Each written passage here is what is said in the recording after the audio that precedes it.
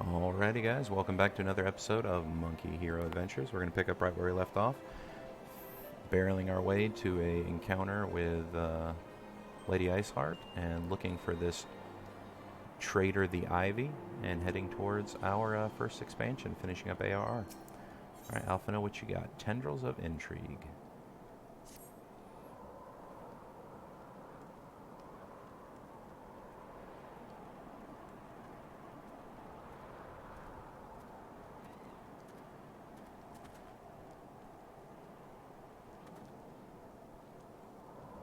Captain Ilberd, your report, if you will. Aye, Commander. Firstly, with regard to the heretic we captured, I regret to say that the man could tell us naught that we did not already know of Shiva. We have since handed him over to the Ishgard authorities. Henceforth, the Holy See will pursue the matter independently. Our inquiries concerning the Ivy, however, have proven more fruitful. We have ascertained the channel by which the heretics acquired their information on the shipment routes. Go on.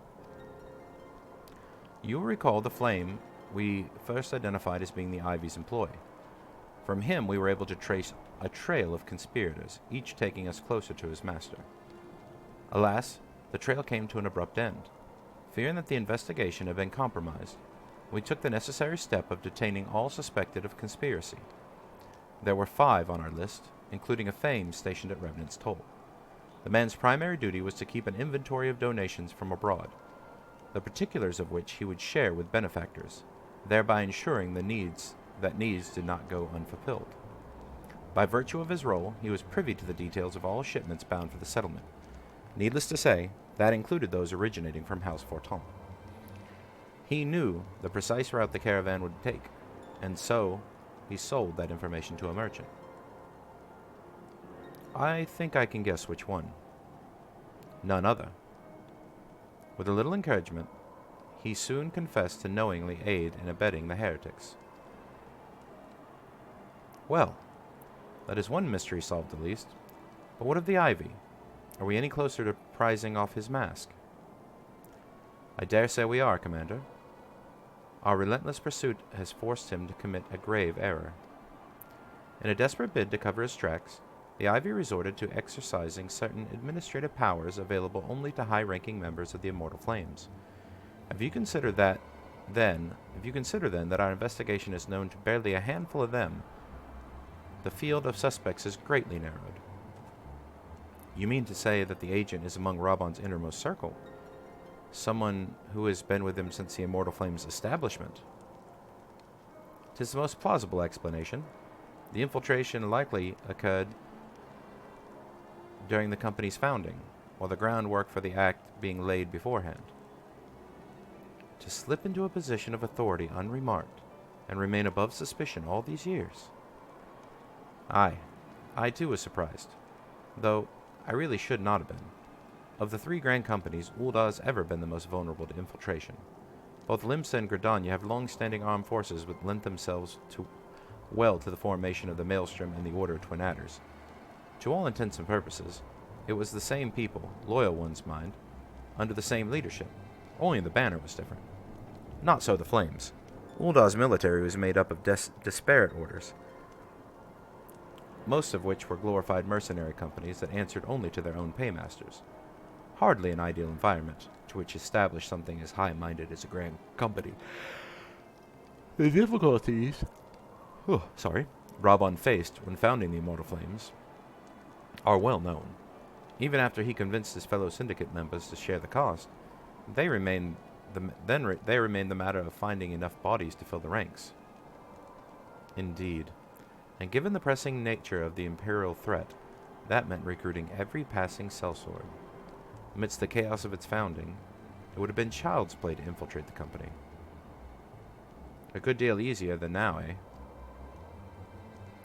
The Immortal Flames have ever been caught between conflicting interests, the public and the private. Though the monitors ultimately agreed to support the organization's founding, it was not out of charity they did so, but simple self-preservation. Had Nail Van Darnus' ambitions been any less apocalyptic, you may be sure that they would never have risked supplying Rabon with an army. 'Tis but a wonder they did not attempt to extinguish the flames the moment the danger had passed. Returning to the present. Even as we speak, our Doman allies are shadowing several high-ranking flames. Any one of them could be the Ivy. Desiring to deal a blow against the Empire, the refugees were eager to lend us their aid. I expect to hear from them ere long. Very good. Pray continue your investigation with the first. Meanwhile, have the second attend to the unrest. The third and the fourth can join in inspecting crystal shipments. If they notice anything unusual, I want to know about it. If Shiva is summoned in the matter of the other primals, the heretics will be looking for further supplies. Understood, Commander. I shall send word to Sir Emmerich, informing him of our success in identifying the heretics' abettors. Hopefully the information will be of some use to the Ishgardians. It is time, Commander. Yes, I am aware. An emergency council of the Alliance leadership has been called. There have been developments in Garlemald, it would seem. As Commander of the Crystal Braves, my presence has been requested. I would have you accompany me, Monkey. As the realm's stoutest champion, 'tis only meet that you be present for the discussion. Oh, and the antecedent has already given her consent, lest you worry. I'm not worried, I don't need her permission. Monkey hero.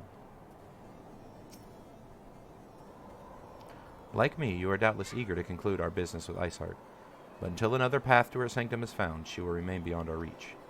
Benfilia and the Archons are sparing no effort to secure an alternate route. Until such time as they succeed, I suggest we give some thought to the realm's other problems. I shall go ahead to Gridania in readiness for the coming council. Meet me at Nofiska's altar, and we shall make our way to the Lotus Stand together. Yep.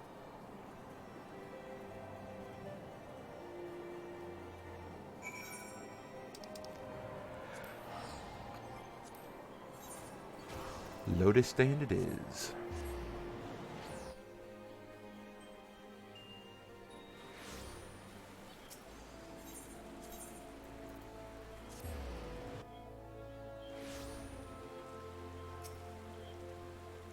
My thanks for coming, Monkey. When you're ready, speak with the conjurer yonder. She will show us to the Lotus Stand.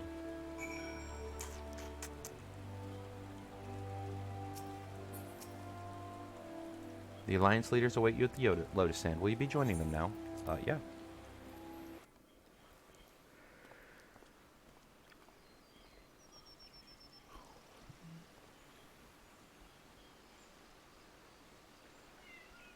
Change has come to the Garlean Empire, and we must discuss the implications. The rumors are true, then? The War of Succession is ended? It is. A new emperor reigns in Garlemald. Who?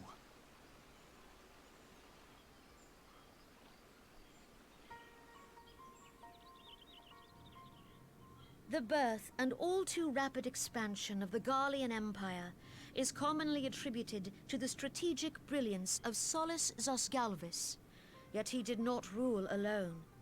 Several members of the royal household also distinguished themselves during his reign.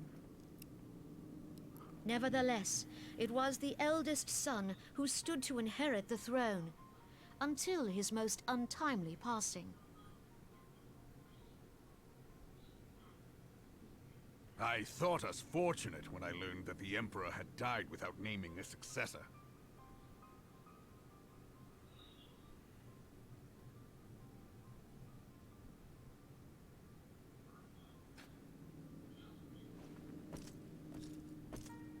Would that the Garlean Empire had died with him.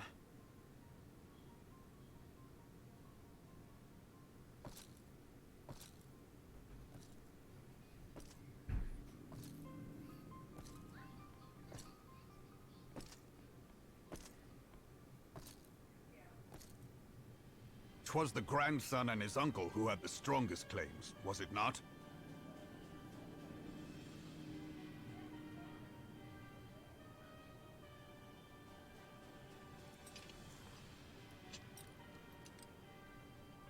Indeed, yet claims count for little without the power to assert them. High Legatus Varus Ye Galvus is a respected military leader. Not so his uncle.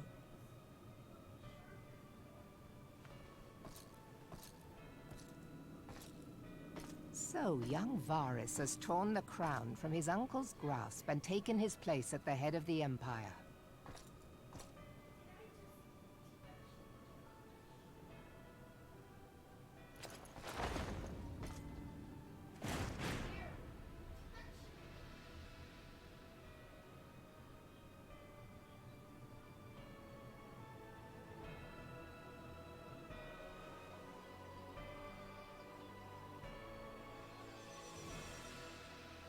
Given the troubled nature of his succession, the new emperor will require time to seal his grip on power. Yet have no doubt but that he shall, for there are none left with strength enough to oppose him.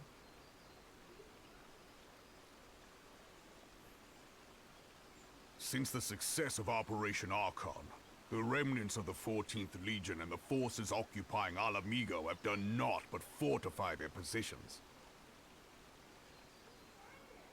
But you can be sure they'll be ready to march on us again, if their Emperor gives the word. When, not if.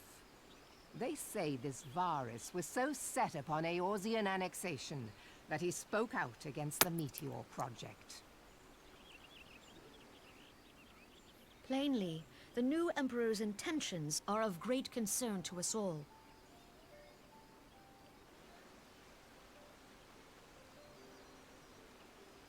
I propose that we set aside the Cartno dispute for the present, and discuss what measures the Alliance might take to prepare for a resumption of hostilities with Garlemald. Moreover, I move that we re-examine the question of how our former allies in Ishgard might be persuaded to retake their place at our side. Could Eorzea but stand as one, 'twould deal a grave blow to our enemies' ambitions.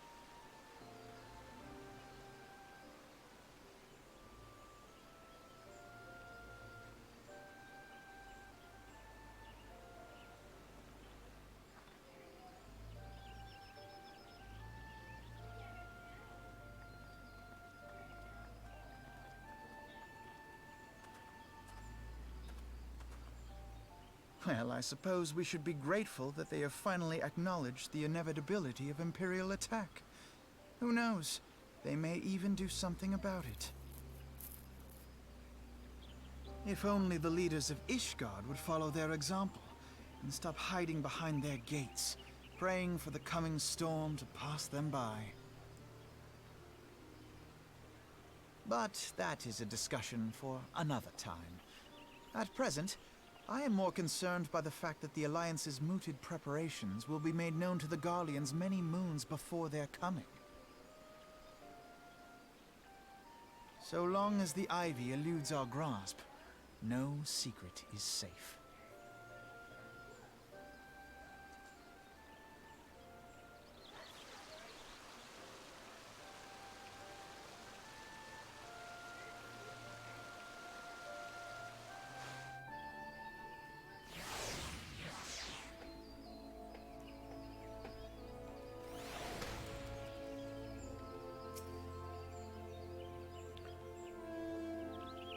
It will not have escaped your notice that the nations of Eorzea are no nearer to being of one purpose, despite their protestations on the contrary.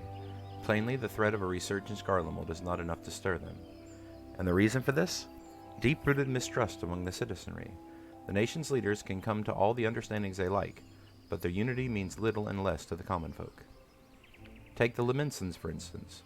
Though Admiral Merowib outlawed piracy over a decade ago, foreigners still picture the nation as having a grog-swilling, wooden-legged cutthroats. Haven. And likewise, the Gridanians are mocked as hermits who talk to trees, and the Uldans scorned as swindlers who worship coin. Not that such sentiments are entirely without grounds, of course. Take that pillar of Uldan society, Teleji Adeleji, for example, but that is beside the point. The fact that the people are wary of outsiders, whether they have cause to be or not. On that basis, one could argue that the conflict at Cartno is a necessary evil. Each nation has its own warmongering faction that advocates the acquisition of Omega. In order to placate them, we present them something resembling warfare, and thereby curb their appetite for full-scale conflict. But enough idle musing. Let us speak of a more pressing matter, the Ivy. Since we spoke at the Observatorium, Captain Ilbert has further shortened his list of suspects, and by happy coincidence, the one he deems the most likely candidate has lately come to Gridania. The hunt nears its end, Monkey. All that remains is to corner our quarry. Seek out Ilbert near the Adder's Nest. He will give you the particulars. Should there be any developments in Corthus, you may be sure that I will send word without delay. In the meantime, I wish you success in apprehending the Ivy.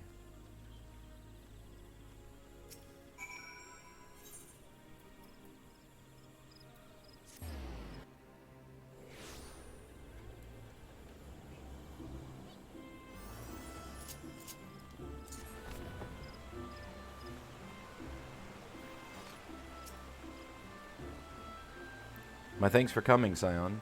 Doubtless the commander has informed you that we have unmasked the Ivy. From this point on, we must proceed with extreme caution.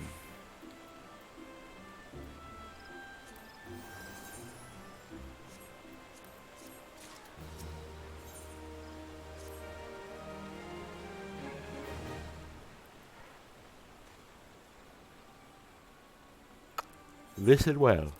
The spy we have been seeking all this time is none other than Flame Marshal Elaine Royale, Raubon's second in command. Prior to joining the Immortal Flame, she was a mercenary of no small renown. They say her skill with the polearm had to be seen to be believed. Of Ishgardian birth, she is the highest-ranked foreigner in the Immortal Flames, barring the Flame General himself, of course. When he formed the Grand Company, Raubon chose people based on their worth. Once they hailed was of no interest. The Monetarists saw things differently, however. Having funded the enterprise, they reserved the right to reject candidates nominated from high-ranking positions. And 'twas no secret that they did not favor foreigners, Ishgardians especially, after the way the Holy See forsook the alliance. Yet the Monitarists did not raise so much as a murmur of protest when Royale was appointed to her post. Passing strange, is it not? Could it be that the Ivy had some hold over the Monitarists?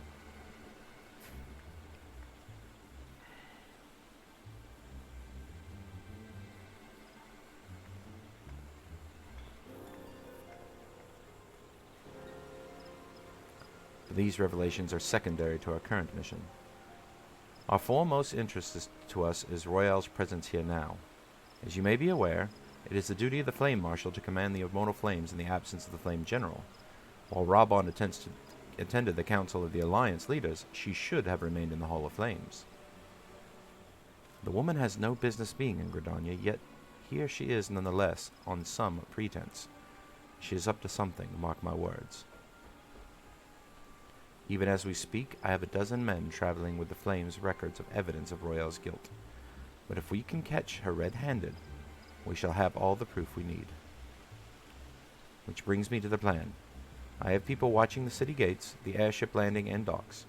Every point of egress. She cannot leave without our knowledge. All that remains is to shadow her until she betrays her true purpose. Can I rely on your eyes, Scion?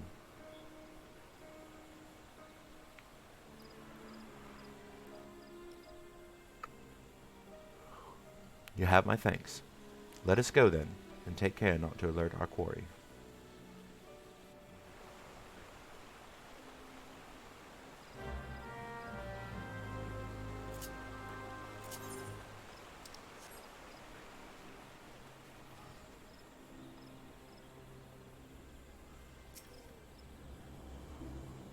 Royale is headed in the direction of the Blue Badger Gate. With me, Scion. Scion.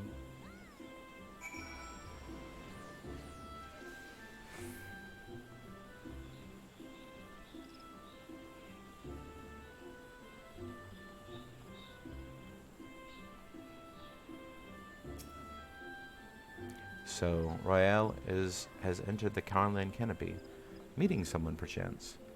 Or could it mean she means to board an airship? Pray look for within. If she's not on the upper floor, try the landing area below.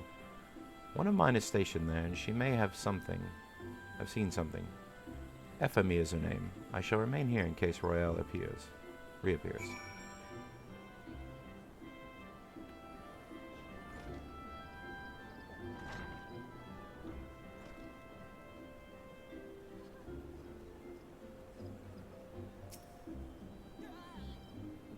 Monkey hero! Such an unexpected pleasure. What brings you here? A social visit, you say? How pleasant. No, she didn't come this way. I've noted every passenger and none have borne any resemblance. Well, don't let me keep you.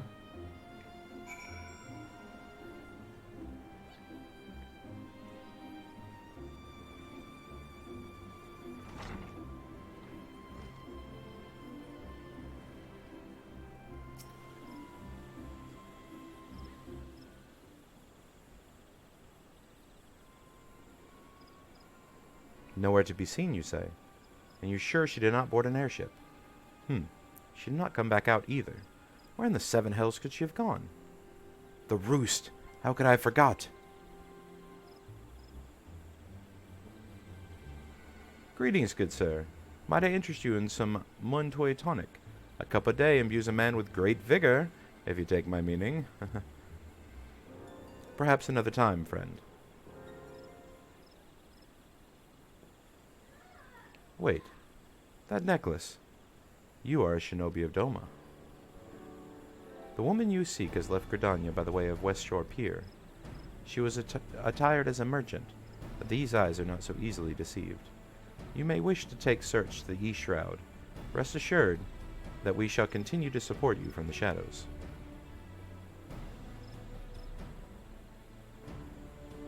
Thank the 12 for the Domans. Were it not for their unique talents, Royale would have disappeared without a trace.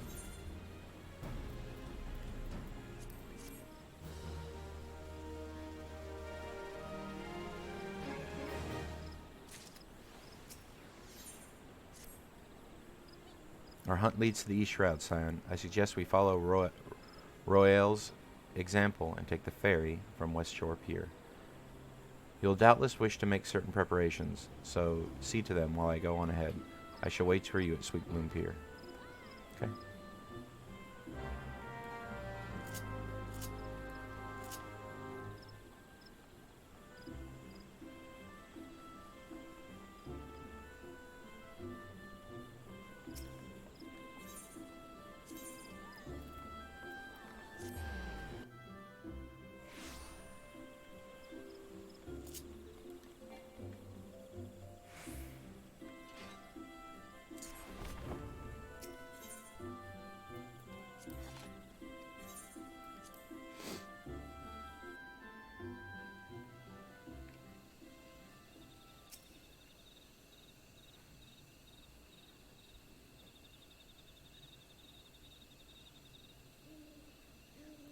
This way, my friend.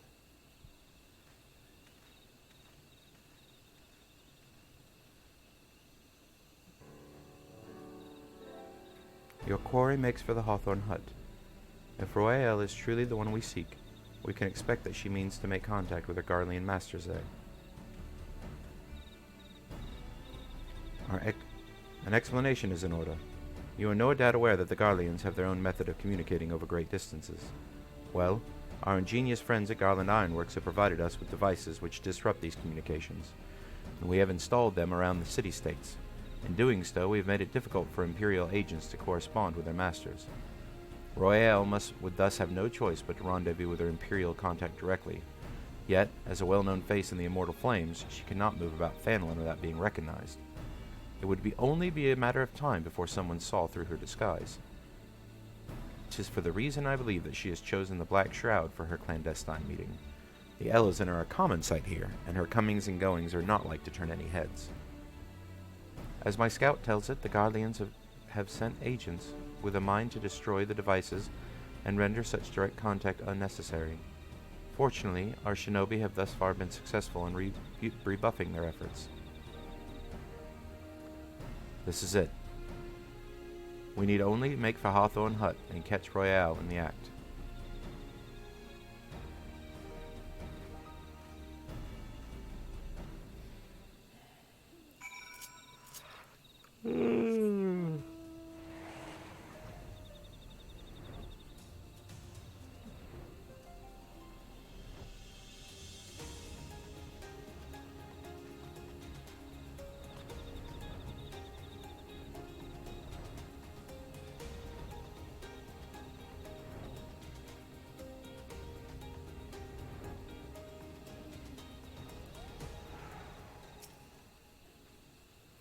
My people report that our quarry has departed for the bramble patch. The ivy returns to the gnarls where she became, but perhaps it's all for the better. To convict someone of her standing, we will require damning evidence against her. What will be better than to catch her in the act when she meets the Garlean masters? My countrymen and I shall lie in wait in the shadows. Tread warily, my friends.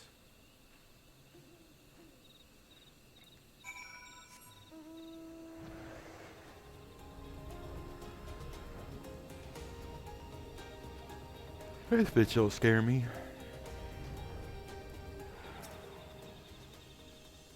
You giddy?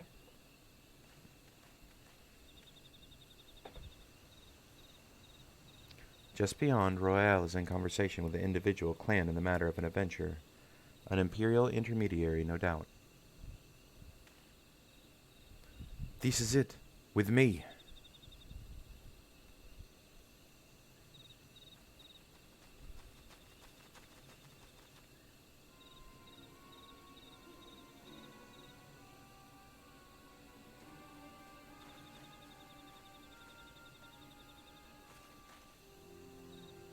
Flame Marshal Royale, you're under arrest for treason and espionage. You were followed? You bloody fool.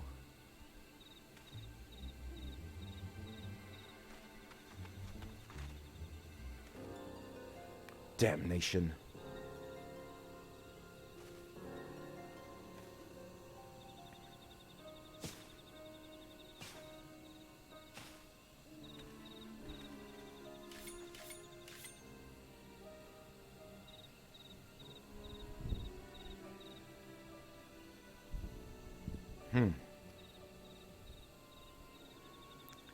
You are unarmed, my lady, and scarcely got for battle. But if you wish to fight, you are welcome to try.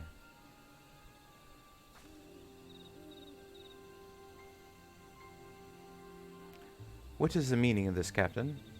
You would arrest me for strolling in the Twelveswood. When last I looked, there was no crime, and neither was conversing with passing strangers. You would feign ignorance, then. Very well.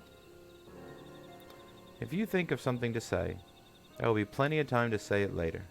Now, come quietly, or I shall make you wish you had.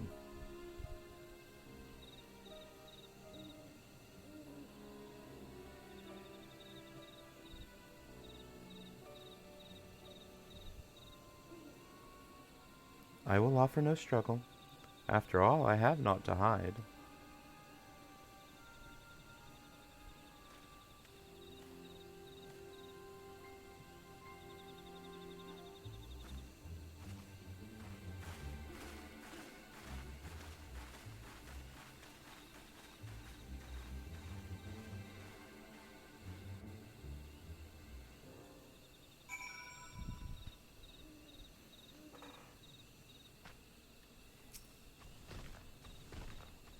Even a warrior of Royale's renown could not have hoped to escape by force. Despite her claims, her surrender does not bespeak innocence, but an awareness that her position is untenable. With the ivy thus uprooted, it is to be hoped that the tendrils she entwined around the immortal flames will gradually wither and die. Mayhap then the people of Ul'dah will have a grand company they deserve. But let us speak of the present. If I may ask, what will you do now, monkey? I don't know. So the scions seek a way into Iceheart's sanctum. Then I dare say you are eager to return to the Rising Stones. Pray do not let me keep you. Fear not, my countrymen and I shall tend to the aftermath. You need not waste your talents here. And speaking of talents, you have been training in the art of the shinobi, have you not? The change in your bearing is quite evident, to me at least. I look forward to seeing you in action. Till next time, my friend. Oh, it's nice that they add that little thing in if you're a ninja. It's weird you didn't notice it the first time, you know, clad in the ninja gear with the daggers and everything. But yeah, that's fine. That's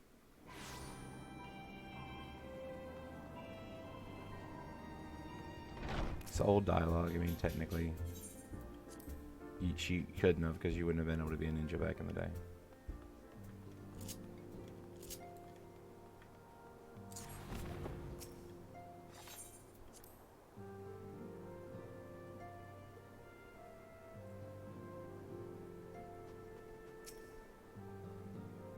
Welcome back, Monkey. I understand that Alphino has a task for you. May I ask what it was? Charges of treason and espionage against Eileen Royale. Royale, I scarce believe it. Could there not have been some manner of misunderstanding? No, it avails us not to dwell on it. Whatever the truth may be, we must trust in the authorities to uncover it. Let us speak of another matter. I am pleased to report that we have made progress in our efforts to find a way into Iceheart's sanctum. As you may recall, Iceheart used the Aetheryte in the depths of Snowcloak to teleport a short distance to the west, most likely to a sanctuary of some description. It is there that we suspect she means to summon Shiva using the crystal she stole from the House Fortomp caravan. The heretics believe that they are bringing about a second coming of their patron saint, but if it is as we suspect, they mean to hold a summoning ritual of the kind employed by the beast tribes. It seems likely that the result will be something more akin to a primal. Suffice it to say, they must be stopped, and stop them we shall. But first, we must summon the obstacle that Iceheart has surmount the obstacle that Iceheart has placed in our path. Ordinarily, it would be a simple matter to tap into the establishment Aethernet and thereby follow our quarry. However, despite our best efforts, we have been unable to ascertain the position of the Aetherite to which she teleported. Our prevailing theory is that she destroyed the second Aetherite upon arrival, a reckless, desperate measure, but also an effective one. After discussing the matter at length with Ariange, we have concluded that we lack the expertise to develop a solution, which is why we have called upon the aid of one who does possess such expertise, a colleague of ours who is currently en route to Revenant's Toll from Charlian. She should be arriving within the hour. In fact, since you were here, mayhap you could welcome her together. I am certain she would appreciate the gesture. Let us make our way to the northern gates and await her coming.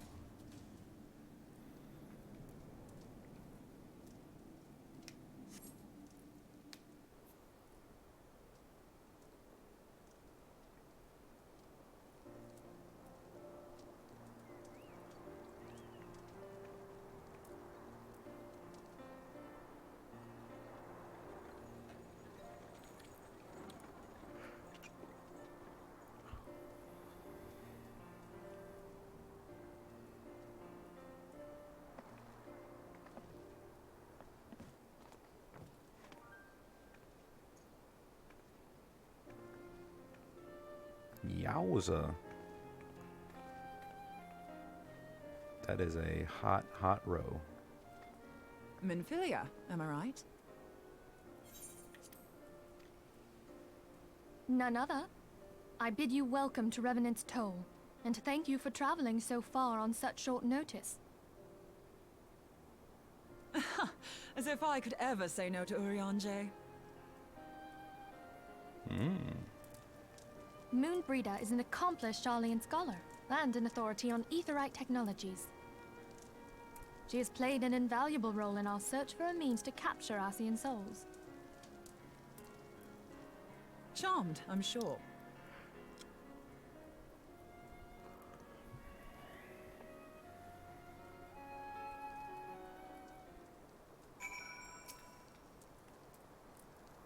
Let us return to the Rising Stones at once, then we have much to discuss.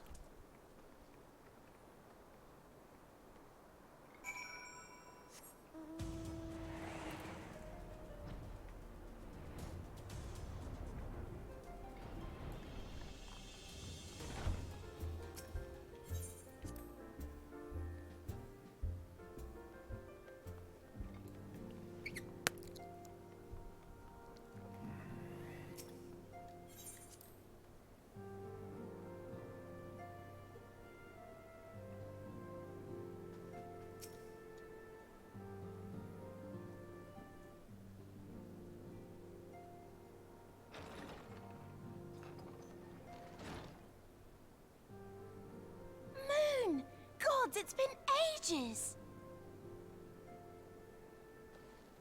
Oh, longer, sister.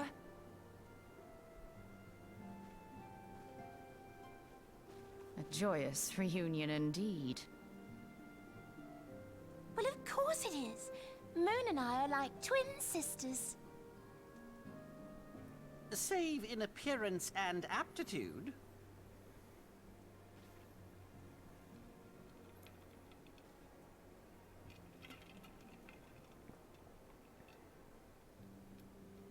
Everyone, if I could have your attention. We have with us an esteemed guest who has come from Sharlayan to assist us. I bid Moonbreeder join us here that she might share with us her extensive knowledge of Aetherites. Also, as many of you are already aware, she has been overseeing our research into white auracite, a sample of which she has been good enough to bring with her.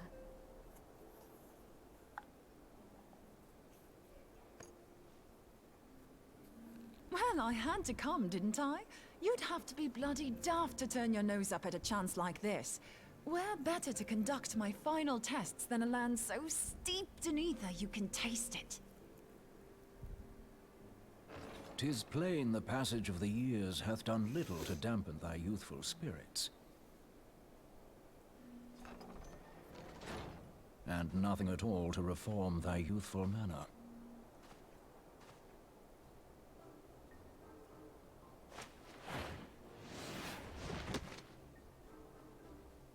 Oriange, where in the hells have you been hiding?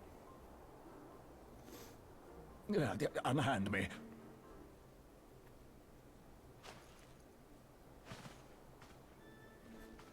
I come all this way, and that's what you have to say to me. I much preferred when you were pleading with me to drop everything and hurry to your side. What was it you said? None save thee can satisfy this need. Go on.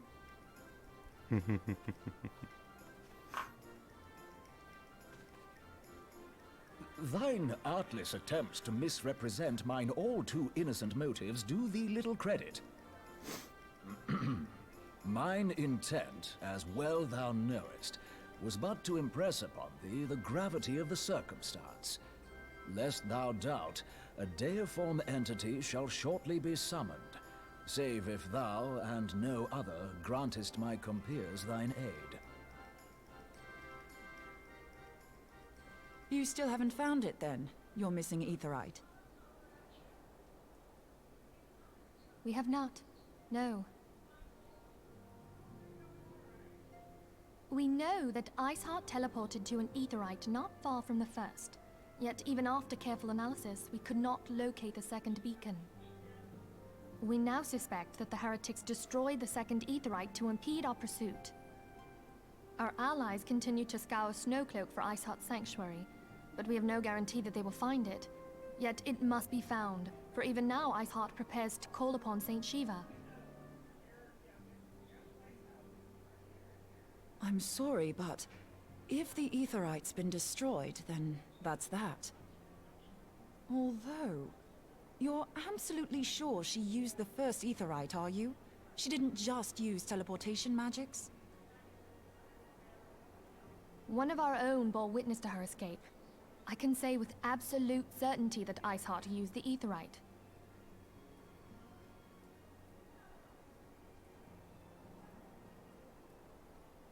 In that case, there might be a way, so long as the ethereal current is still flowing. Truly? How? We use the current to recreate the beacon. As you know, Aetherites are a bit like lighthouses. We use them to reconstitute our physical forms when crossing the ethereal sea. Without them, we'd lose all sense of direction and our essence would dissipate. However, we don't rely solely on these beacons. There are currents of ether which flow between them, currents which help guide us to our destination. Now, these currents will gradually dwindle away to nothing if an Aetherite is destroyed.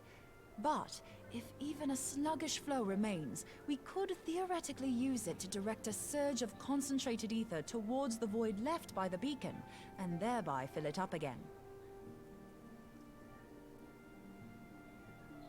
Like opening the floodgates to fill a dry riverbed. Though, correct me if I'm wrong, but would we not need a veritable reservoir of ether? In concert, we might manage to channel a sufficient volume, yet that is not my chief concern. To direct the flow of so great a volume of ether with the requisite precision would be a nigh impossible task in itself. I barely succeeded in facilitating travel to an unattuned beacon. That which you describe sounds considerably more difficult.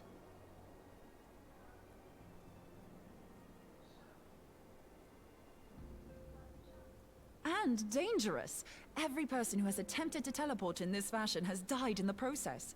They, however, did not have white aura sight at their disposal. I can use it to channel all the ether you can give me into the aetherite. However, white aura sight cannot retain ether for an extended period of time, so we would need to infuse it immediately beforehand. Just so you know, I'd confidently give this plan better than even odds of success. And if the worst comes to worst, your people won't suffer. Though it risked the lives of our best and brightest, we have not the time to seek other options. If the ethereal current still flows, we shall carry out Moonbreeder's plan. That's the spirit. Let's roll the dice.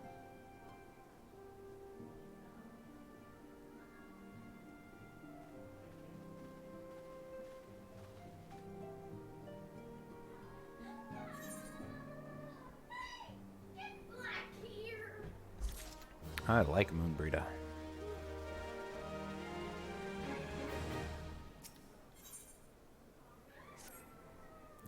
I have informed Alphino of our plan to recreate the beacon in the manner Moonbreeder described. He agreed that despite the inherent danger, it represents our only hope of success. He also said that he wished to meet with you at Snowcloak before proceeding. I expect you will find him waiting for you there when you arrive. I want you to know that I appreciate everything you've done on our behalf, Monkey, and I have faith that you will return to us, as you always have. Well, that's good.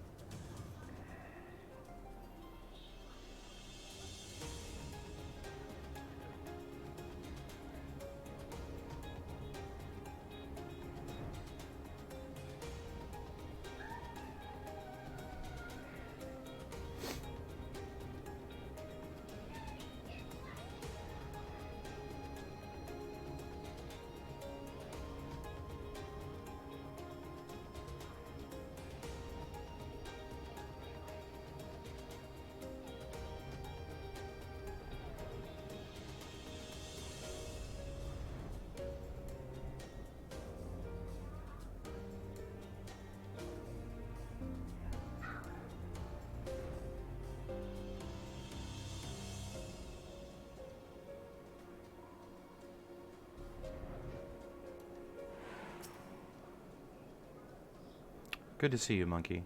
I was starting to wonder if you were having second thoughts. Captain Ilberd sends his regards, by the way. He attends to the interrogation of Elaine Royale in Old Daw as we speak. But I should not distract you from the matter at hand. We can discuss the Ivy upon your return. I trust that, by which I mean to say, the others are waiting for us at the Aetherite, after you, Scion.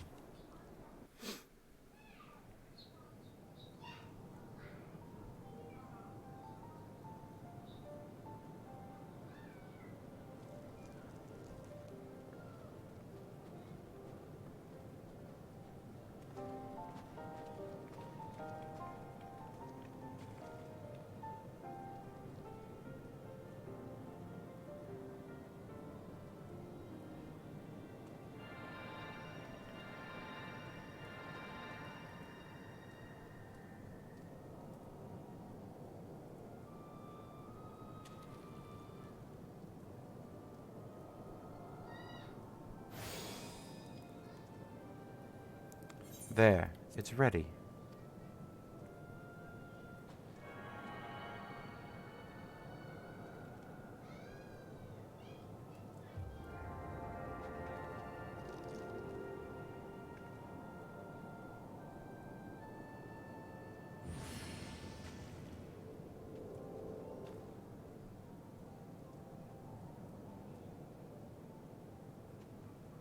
Huh, it worked, I think.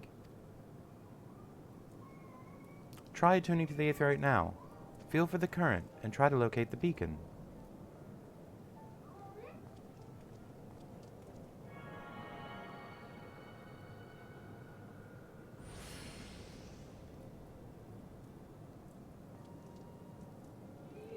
We have done all we can, Monkey. For now, let us withdraw. When your final preparations are complete, you must seek out the beacon we have created. If, by the grace of the 12, you arrive safely, you must stop Iceheart before she summons Shiva.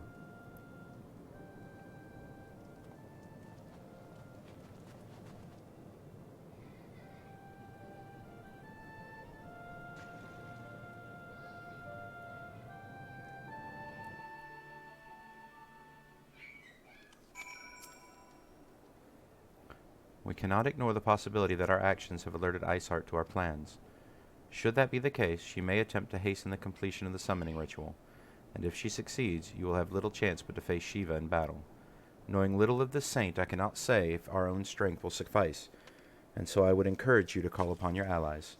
Some may have reservations about wagering their life on the success of Moonbreeda's experiment, but others will surely agree that desperate times call for desperate measures. Ah, before you assemble your party, pray speak with that knight. I believe he has a message for you from Sir Emmerich. Sir Emmerich regrets that he cannot be here in person, and asks that I read you this letter. Ishgard faces unprecedented threat. Yet, in our hour of need, it is not her knights who stand poised to defend her. Monkey hero, the warrior of light, savior of Eorzea, your deeds this day shall not be forgotten. Where others would flee, you chose to remain. Where others would falter, you rise to the challenge. Where others would use their gifts for selfish ends, you wield yours in service to the greater cause. May Helone bless you with good fortune and see you safely home. Alrighty, I think I have some people to do this unsynced with me so that we don't have to wait for a long queue. Let's see here. Oh, Rico is AFK. Let's give him a few minutes.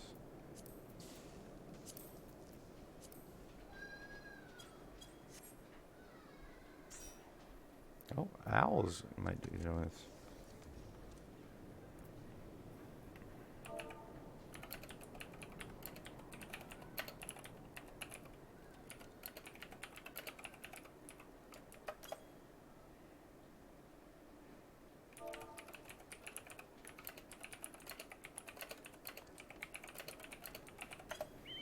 Alright, we can just do it with Owl then.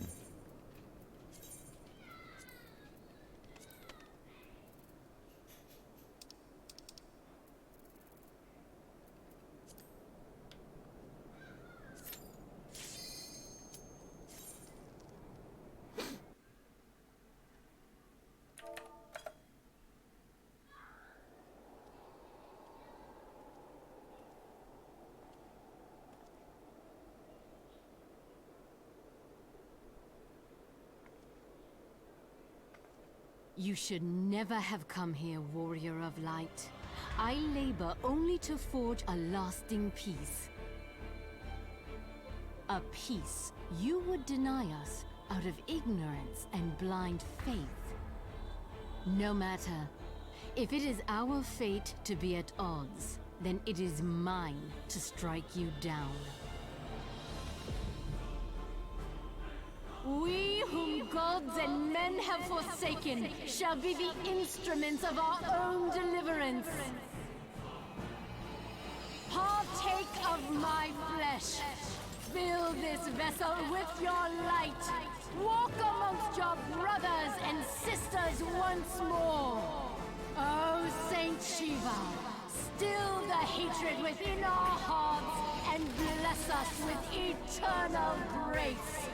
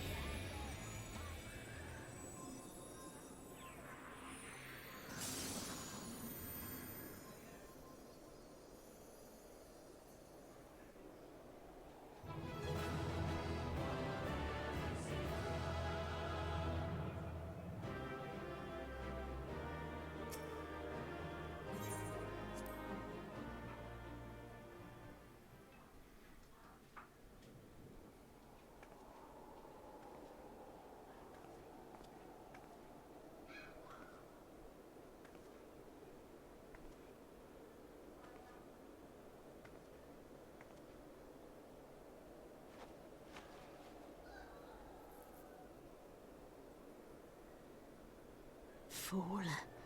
Blind, bloody fool.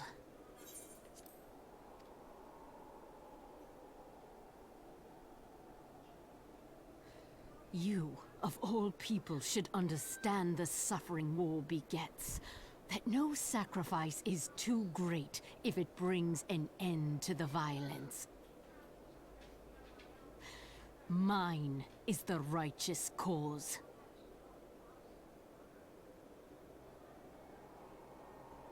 You fight in a war you do not understand.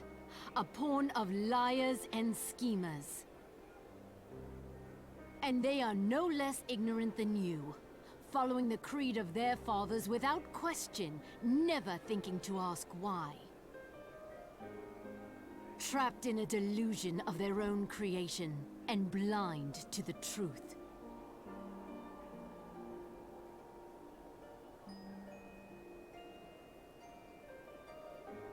Warrior of Light, redemption is not beyond us.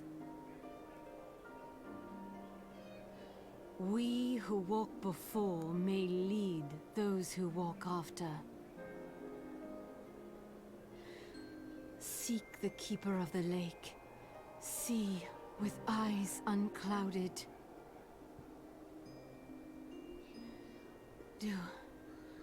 Do not squander Mother's gift.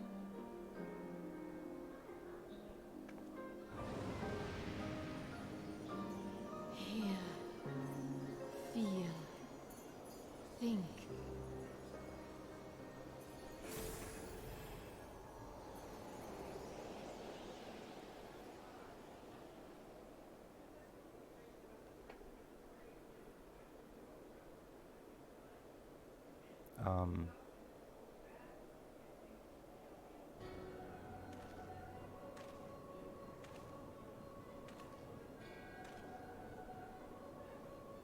And so the vessel withdraws, a predictable outcome.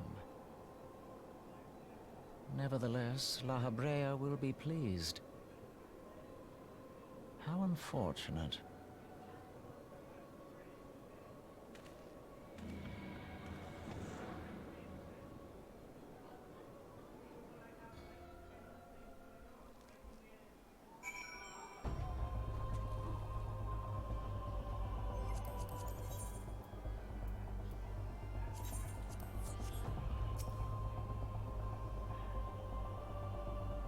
By the 12, you're alive.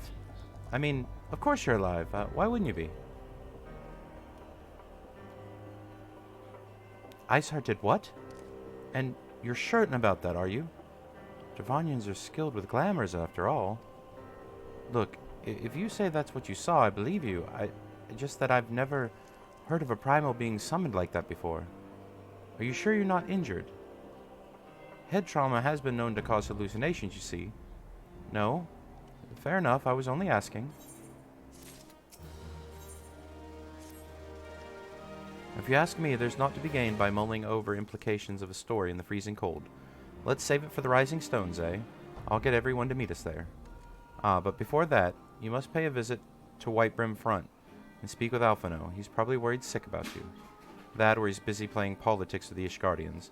Either way, I'm sure he'll be delighted to see you hale and healthy. Speaking of which, you don't have a headache or anything, do you? No? Blurred vision? Oh, no reason. See you again soon.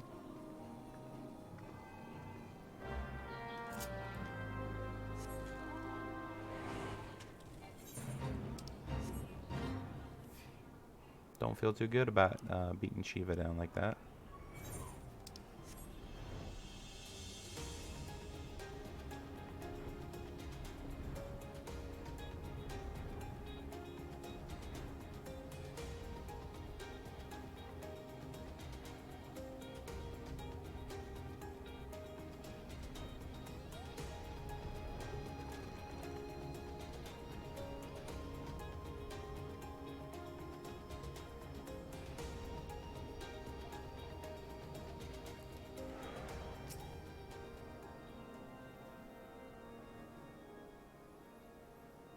There he is, and none the worse for the wear. Was there ever any doubt that the Warrior of Light would succeed? I think I speak for us all when I say I should like nothing more than to hear the stirring tale of your victory, if you would be so kind. Yeah, you're not going to like what I have to say. I don't think we should have fought her. Then you were too late to prevent the summoning.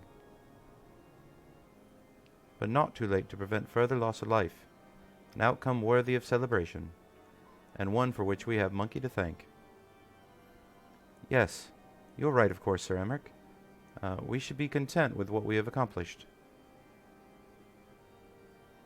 I, for one, could not have wished for a better outcome. Shiva is no longer a threat, and the heretics have been routed. Aye, there is a matter of Iceheart's escape, but she cannot run forever. Whether it takes days, weeks, moons, or even years, my knights will find her. In the meantime, Lord Drillamont, is the caravan ready? The supplies that your men recovered have been prepared for transport, in accordance with your wishes. Rest assured that my knights will see them safely to Revenant's Toll. Of that I have no doubt. I take it these are the selfsame supplies the heretics stole from the House Fort Tomp caravan? Less the crystals which comprise the bulk of the shipment, yes. Scarcely a fraction of which was promised, but a meaningful contribution to your cause all the same. Ah, on an unrelated note, Monkey, might I trouble you to accompany me to Camp Dragonhead at your earliest convenience? 'Tis not for my benefit. A certain lord was most distressed when he learned of your intent to risk life and limb to stop Iceheart, and took half a dozen knights to restrain him, I am told.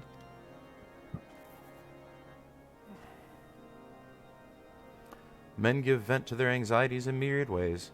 Pray do not think less of him.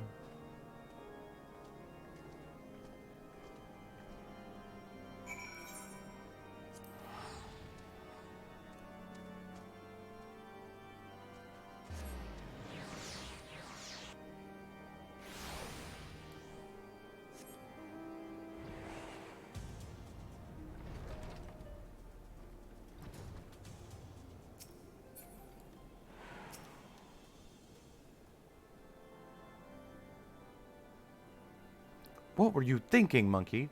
Wagering your very being on a dubious theory which might allow you to enter Iceheart's lair, knowing full well that she could have sufficiently forewarning to complete her ritual to summon Shiva anyway. And then engaging the abomination in mortal combat? By the fury, Monkey, 'tis the stuff of ballads, a battle for the ages. What would I have been there to fight by your side? Yet here I was forced to wait, condemned to wonder at the fate of a dear friend for a veritable eternity. I would not wish such torture on my most hated enemy. But here you are now, and it is what truly matters. Let us move on. Sir Emmerich wished to have words with you and Master Alphinaud in private. He waits for us in the intercessory.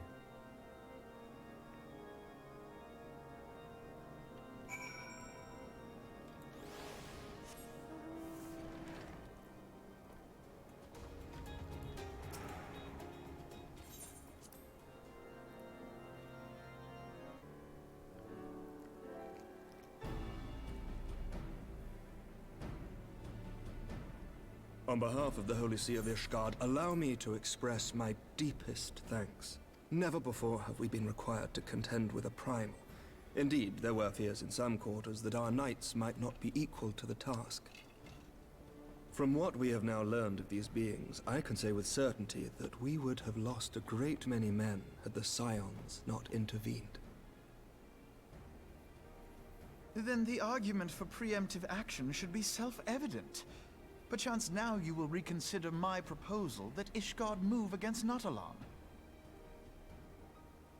Ere we first met, a similar proposal was tabled, but the Holy See decreed that we were to observe, and that military action should be taken only in self-defense. All things considered, it was not an unreasonable decision. Since the calamity, 2 vigils have fallen to the Horde, while Garuda has never shown any inclination to storm the gates of judgment.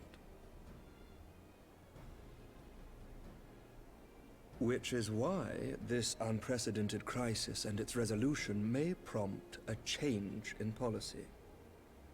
You who have faced these primals know well the threat they pose. Ishgard did not. Not until now. And there is naught like a brush with death to change a man's outlook. At the very least, This should silence any lingering objections to our arrangement with Revenant's Toll. The Holy See may even feel moved to grant us its formal endorsement. So far as it is possible, the Scions shall be compensated for their service. We should be grateful for any aid you can provide. As a gesture of good faith, I shall withdraw my previous request. Your people are doubtless needed elsewhere. That will not be necessary. We, too, have a vested interest in watching Dravania's movements. I see. Once more, I must thank you. Sir Emmerich, if I may, do you truly believe that Midgard-Zoma could return?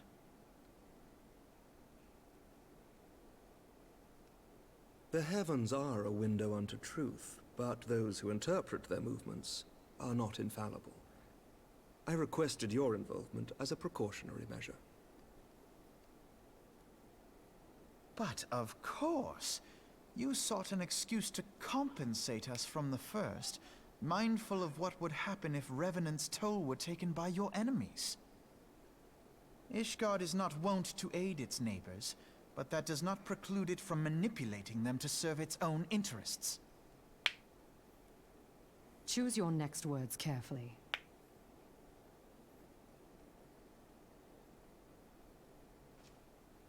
Do you know what sort of man becomes Lord Commander of the Temple Knights? One who comes from good stock. I did not. Yet here I am. Now, why do you suppose that is? Because I swiftly learned to tell the difference between words, deeds, and beliefs. You are correct, Master Leveilleur. Ishgard desires to see Revenant's Toll flourish, as it would present a troublesome obstacle to our enemies from the south. We are so glad to be of use to you.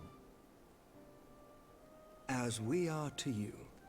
Ours is a mutually beneficial arrangement, lest we forget. One born of necessity. The dragons grow more restless by the day, and the heretics harry us nigh without cease.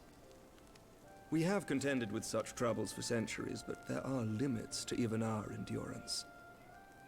Yet as a pauper is loath to part with his meager possessions, the leaders of Ishgard are not wont to render up their trust to outsiders. But with perseverance on our part, they may yet be made to see the light. Nevertheless, one must take care when walking the road less traveled. Wise words, Sir Emmerich. I shall make a point to remember them.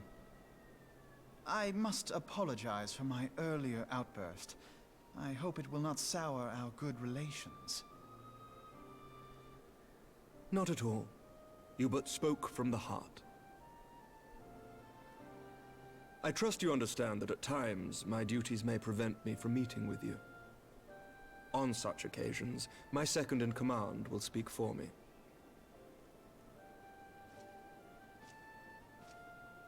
Lucia, at your service. Pray excuse our reticence. We are but wary of speaking too freely, lest our sentiments be made known to our enemies. Know that the Lord Commander and I are of one mind. For the sake of Ishgard, and of Eorzea at large, I pray our peoples can put aside their differences.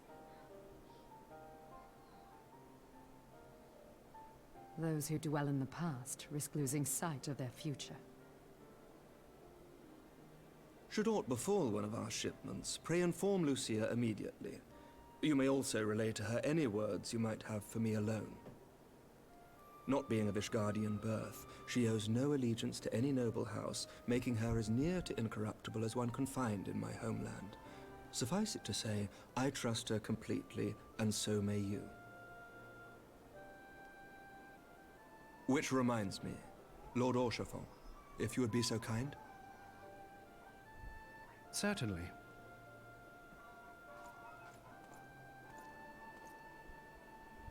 In times such as these, trust is ever in short supply. Mayhap this will go some way to rectify the problem. The results of our investigation into the heretics' recent attacks, as well as our interrogation of the merchant you detained. Sir Emmerich, I cannot thank you enough. Think nothing of it. Ishgard may be many things, but it is no friend to Garlemald. Did I not tell you to have faith, my friend?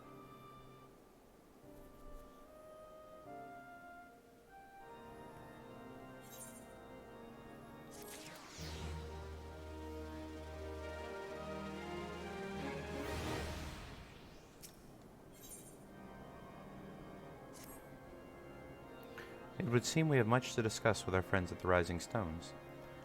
If what you say is true, Iceheart's method of summoning Shiva defies all precedent, and necessitates a complete reprisal of the primal threat, and of our approaching to combating it.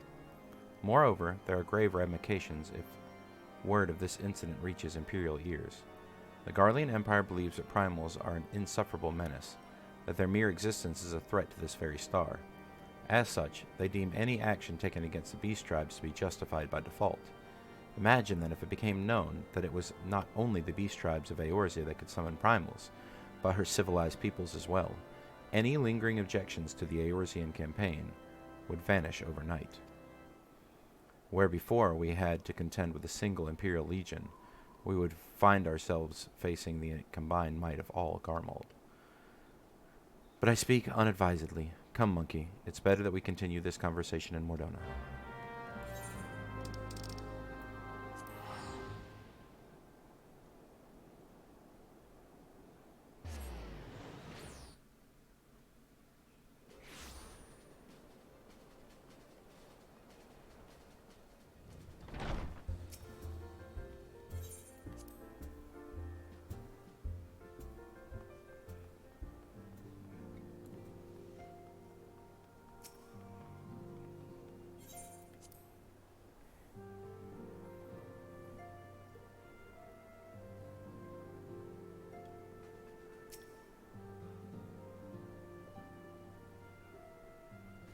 Words cannot well express how glad I am to see you return to us hale and whole.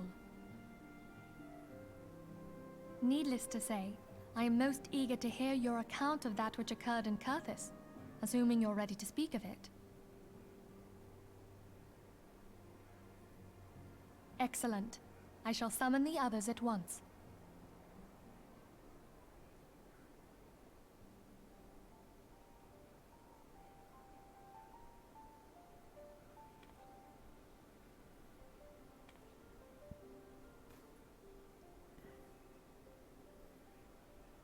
Iceheart used her own body as a vessel for a primal soul? Master Louisoir's writings make no mention of such a possibility. Can we be certain this entity was a primal? As certain as we can be that good King Mogulmog the 12th was a primal, I should think. Both were ostensibly summoned. Let's not quibble over definitions. Of more concern is the implication that Iceheart retained her will, even after she was possessed. We are talking about a mortal, wielding the power of a primal. It can't possibly be that easy, can it? There must be some sort of sacrifice required. Or maybe she's just special? What qualities this woman possesseth, I know not. But full sure am I that she was groomed for this role. Few are privy to the secrets of summoning, and but a single party standeth to profit from their dissemination. Well, I wouldn't presume to comment on how the lass came to know about summoning, but I will say that what she summoned was a primal.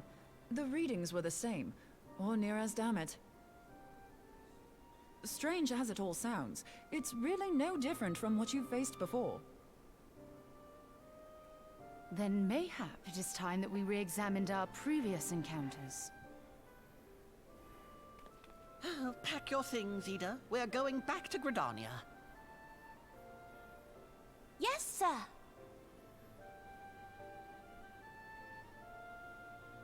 About Iceheart's final words to you.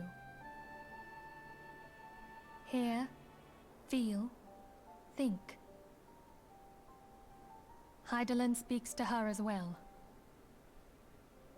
If Iceheart is blessed with the power of the Echo, she will doubtless have used it to further her goals. Or could it be that it was a revelation granted her by the Echo which first set her on this path?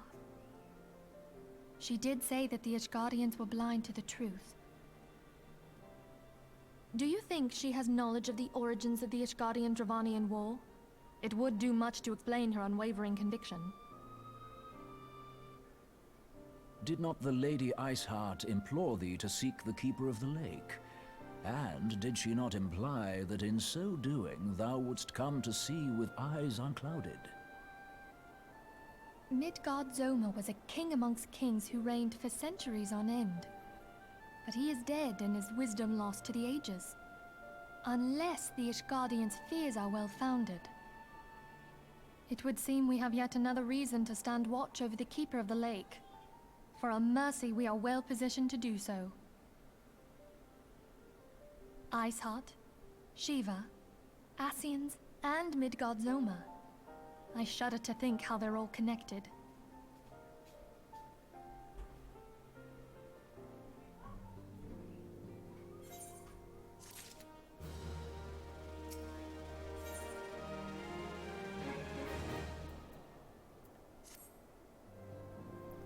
I mean to scour the annals for knowledge of Midgard-Zoma.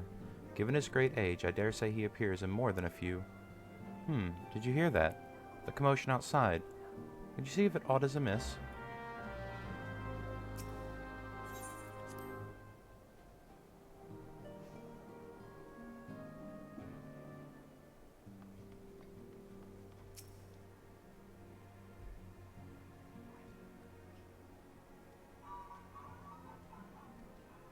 Monkey, 'tis well you're on hand. We have a problem.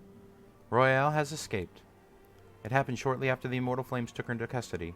She had been placed in a dungeon cell ahead of her coming trial, but apparently the accommodation was not to her liking. The turnkey was found slain, along with 2 guards. 'Tis plain she received inside help. Citizens report Royale quitting the city via the Gate of Nald, with a bloodied spear in her hand. She makes for Castrum Meridianum. I am certain of it. With her fate in Eorzea as good as sealed, what recourse has she but to flee to her imperial masters? As we speak, Captain Ilbert and the First are hot upon her heels. Pray make haste to Camp Bluefog and join the hunt.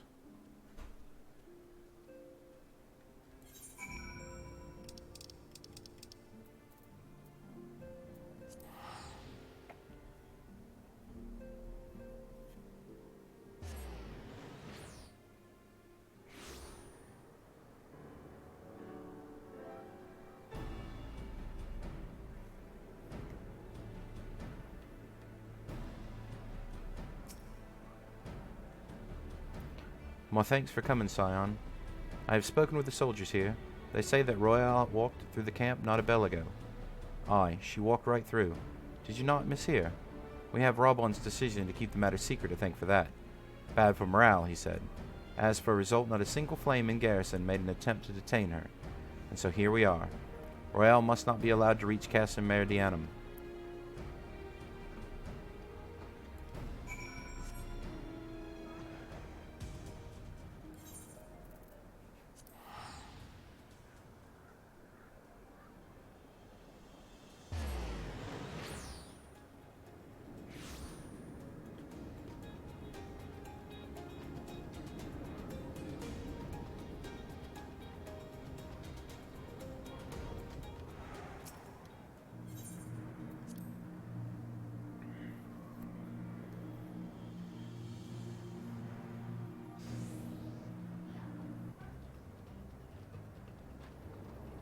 This wretch was with Royale. He threw himself at us that the mistress might escape. She didn't blink when we cut him down, not even when he started screaming. No loyalty even to her own. The goddamn harpy. With me, Scion, we almost have her.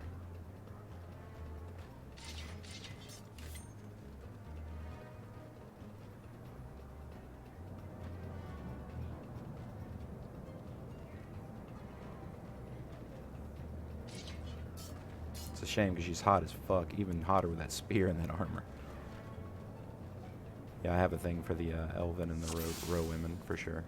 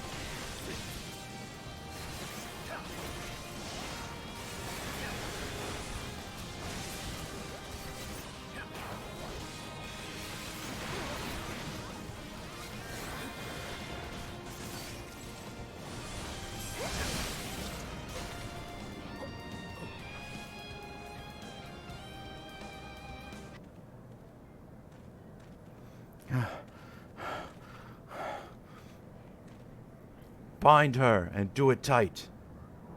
Yes, sir.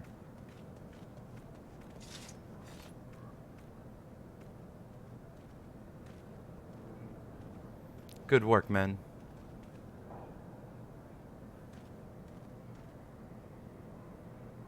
She and her Imperial cronies pushed us close, but we were better.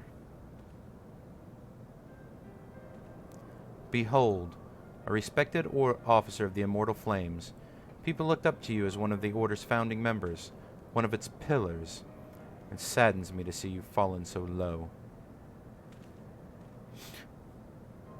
What would you know of low? You, a spoiled little lordling who never known any want. People such as you take wealth and birth for granted. You think of your gods given right to rule over others. You know not of our plight, the injustice that we low-born Ishgardians must endure. To the noble lords and ladies, we are not people, but resources to be consumed. I did what I had to survive.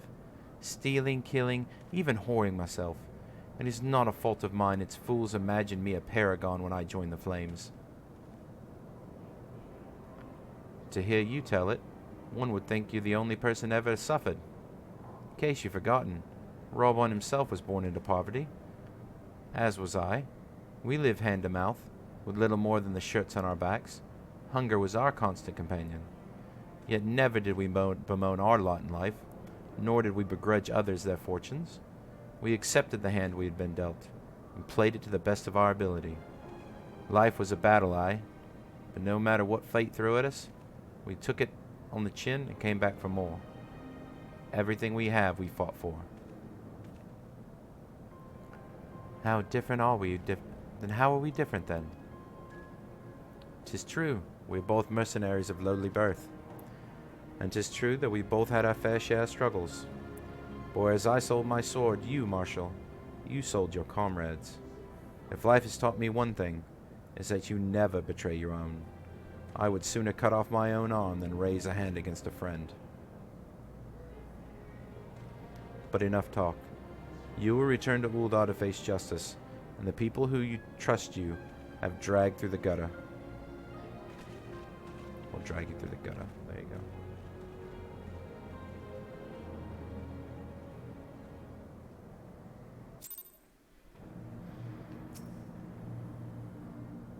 Not so much as a hint of remorse. 'Tis well that this sordid business is finally at an end. A friend's betrayal cuts deeper than steel. We must hope that we have chosen our allies more wisely than Robon chose his.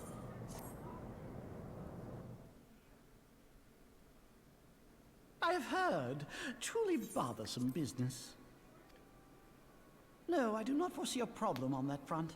The main concern is Robon. There is no telling what the brute might do. Have the Blades watch him in the flames day and night. You may leave the Sultana to me. I shall personally attend her grace.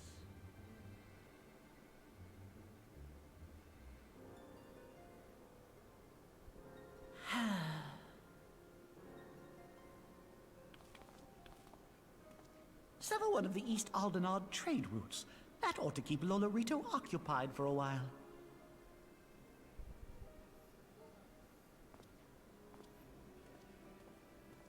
Nanamo Ulnamo. For my sake, pray be a good little Sultana to the last.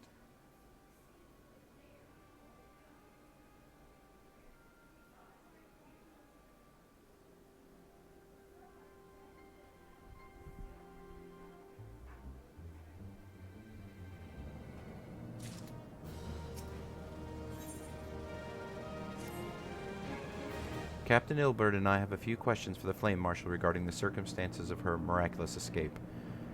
When we have completed our interrogation, we shall take our findings directly to General Robon, and then we shall end it. That shall be the end of it. Your work here is done, my friend. My thanks. But I have one last task for you. Return to the Rising Stones and apprise Menphili of all that's happened. I am aware that the antecedent held Royale in high regard. For better or worse, she will want to know how this tale ends.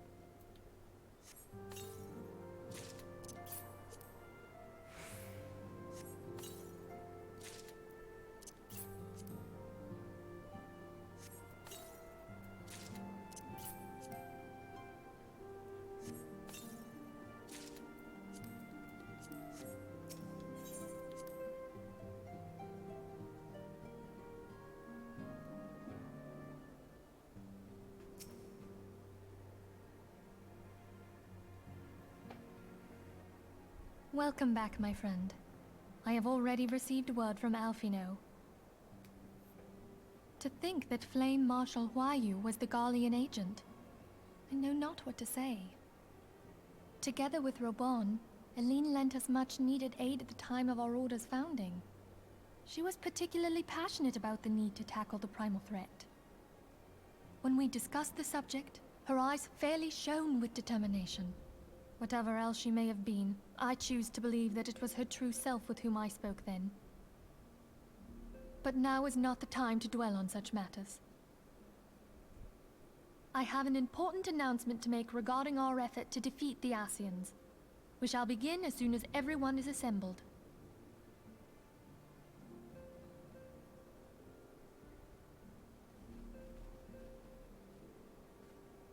My thanks for coming, friends. Moonbreeder, the floor is yours.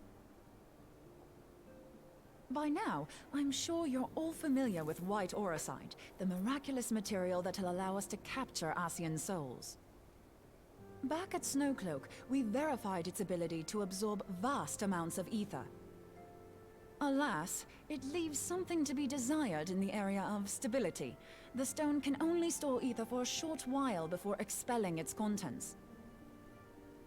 In addition to Auracite's inherent limitations, we must needs be wary of our enemy's strength.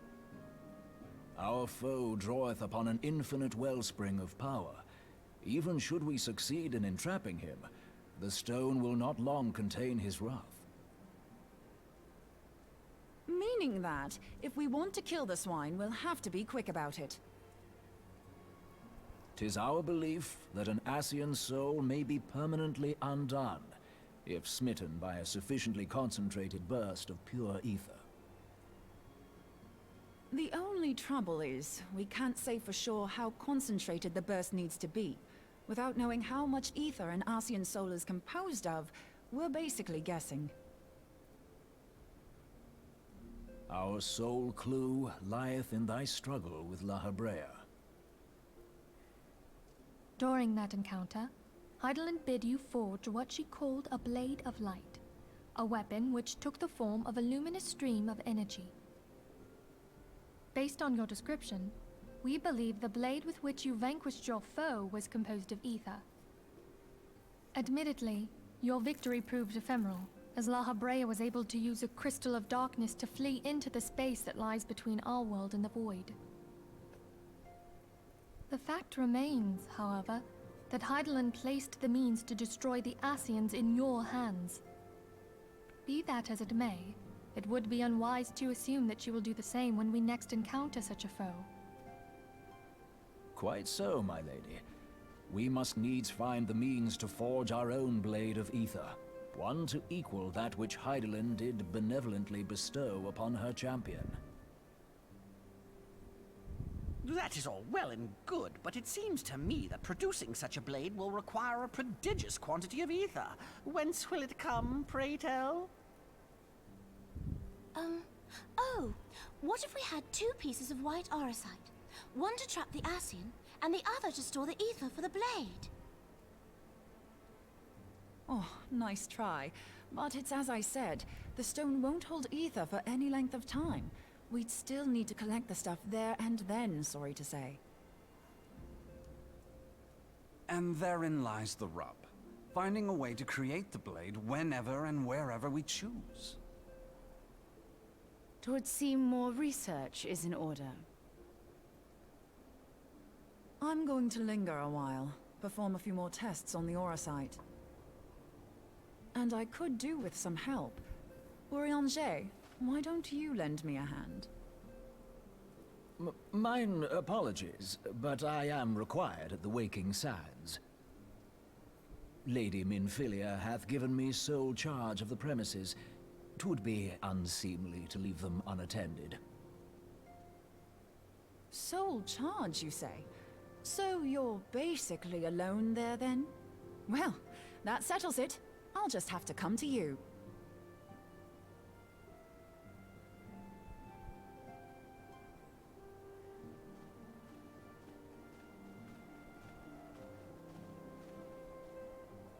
While you were afield, word arrived from the Sharlayan motherland. You will recall that a survey party was dispatched to investigate the incident at the Isle of Val. What they discovered was troubling, to say the least. According to the report, the Isle has been erased from existence. 'Twas as if a hole had been torn in the very fabric of reality. Aye, yet the mystery endeth not with the Isle's disappearance. It hath come to light that a number of scholars in various other locales were reported missing at a similar juncture. What's more, they all had something in common with the head of the students of Baldessian. Every last one of them was researching a phenomenon called dimensional compression, or the rejoining as the ancient texts call it. I'll be damned if that's a coincidence. All indications suggest Ascian involvement. But I sense that a force greater still is at work. The entity the Dark Beings call the One True God.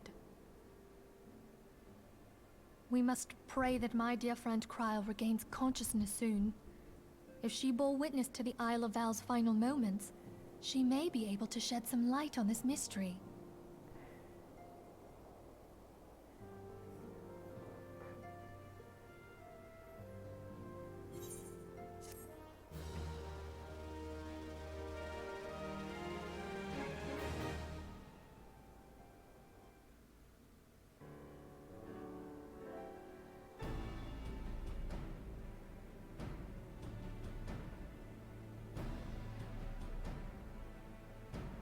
Following the calamity, the forces of the 14th Imperial Legion entrenched themselves in strategic locations across Eorzea.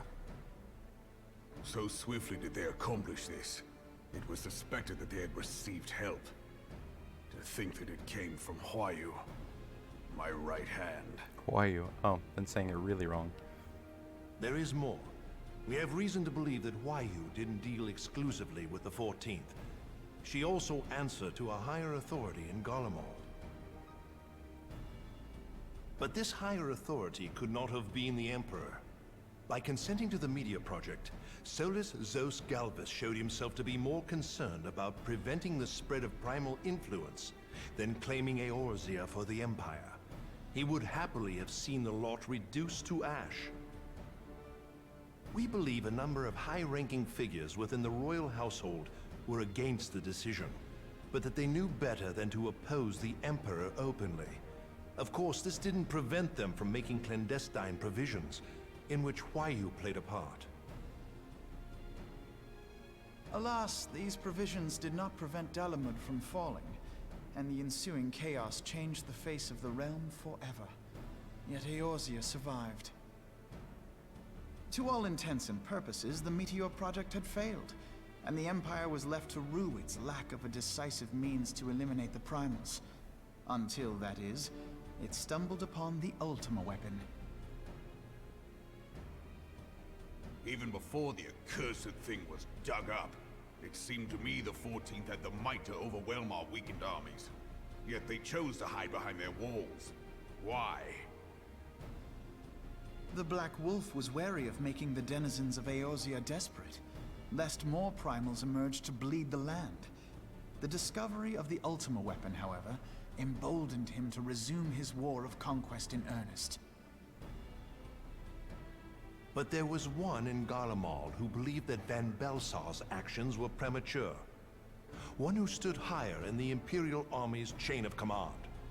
He ordered the Legatus to halt his advance, only to find that the Black Wolf had slipped its leash, and that the 14th now acted alone.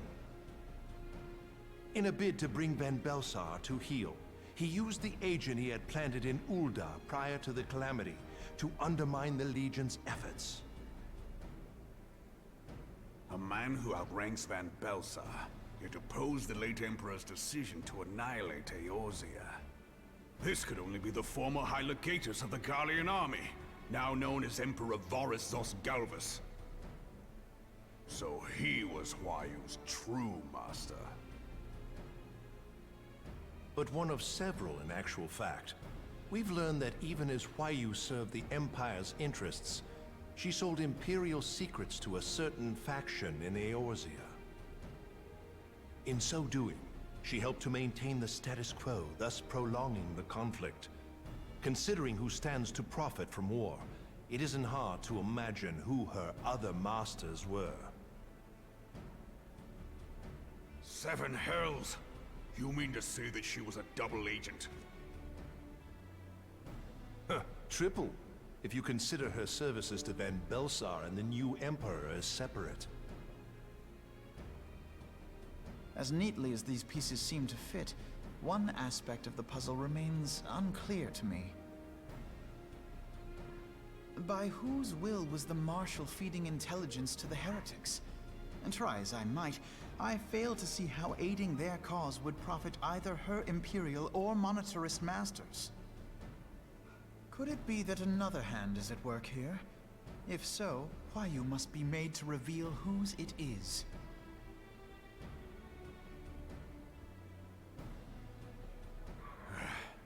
Not only have I lost a trusted friend, now I must interrogate her as a stranger.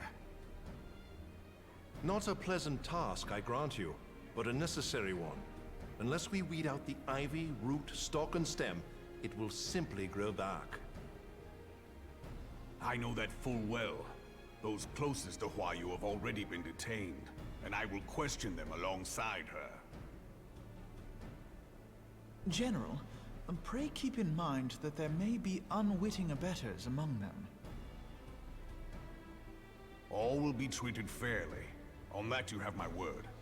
Those who are innocent have no cause to fear. You have ever been a friend of truth, General. I hope the unpleasant task of weeding out falsehood will not detain you too long. Though it be for the sake of Eorzea, doubting one's comrades is poison to the soul. And with that, I take my leave.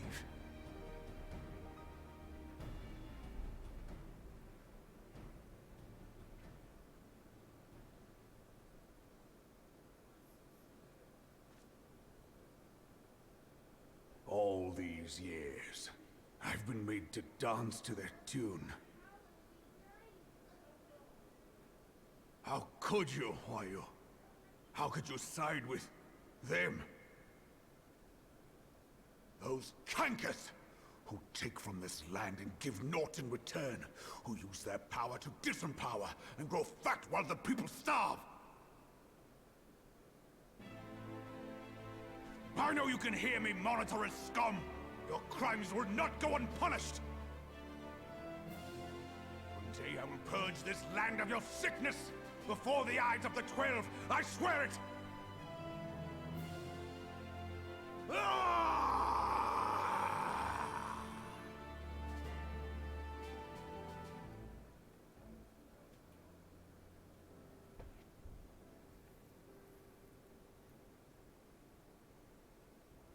I shall have no further need of you this day. Your Grace.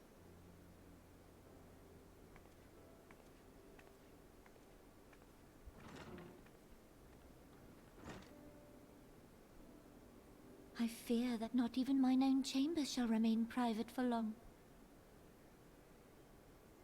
Has the situation grown so grim?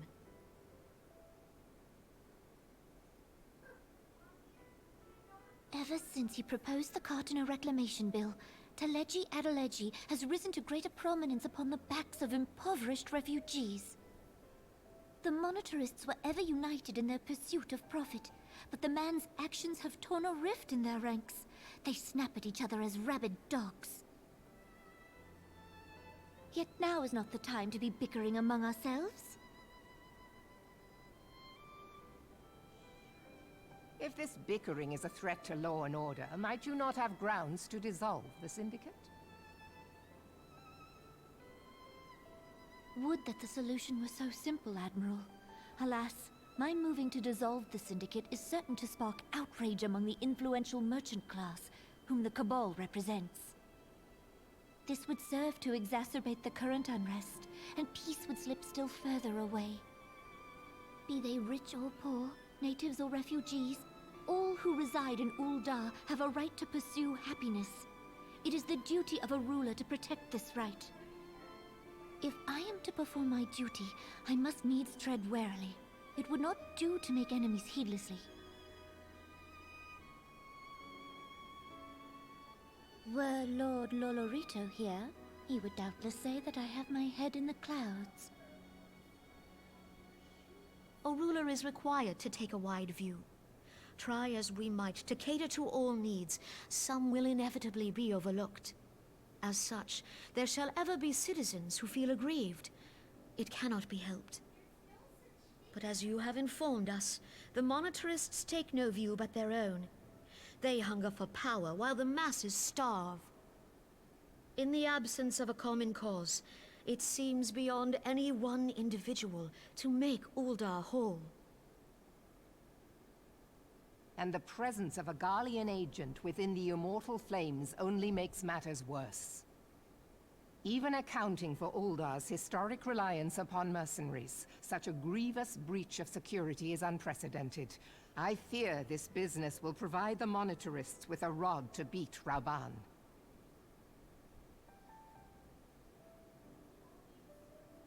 Eorzea can ill afford for the Immortal Flames to be dampened now. Ere long, the Garleans will turn their ravenous gaze toward our lands once more. If we are to resist their might, our nations must stand together. Yet for this to happen, our nations must be whole. Cannot be done to improve the situation in Uldar.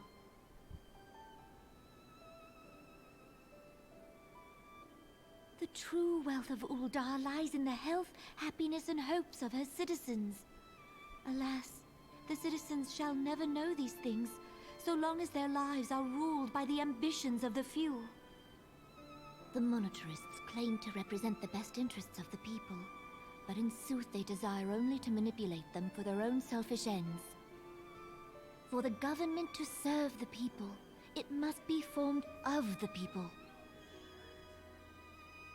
For Uldar to move forward, it is not only the Syndicate that must be dissolved.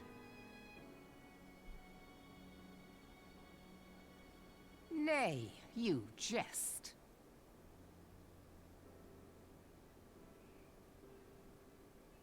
My friends, it was for no other reason than to make known to you mine intent that I requested your presence here. When I make my declaration to the people, chaos shall inevitably ensue. As the last monarch in the line of Ul, I make unto you this request. Help Rauban to preserve order and protect the people. Forsake them, and you forsake yourselves. For a strong Eorzea will ever have need of a strong Uldar.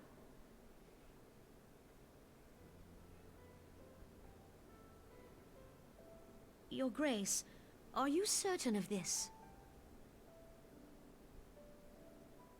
There is no other way. When the time is ripe, the nation shall become a true republic. Both royalists and monetarists shall cease to be. Uldar will no longer belong to kings or queens or merchant princes, but to her people.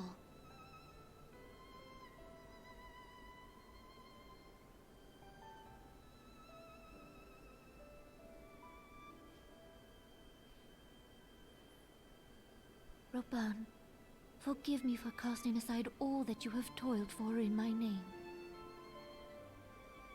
Beyond this gesture, I am powerless to help my subjects.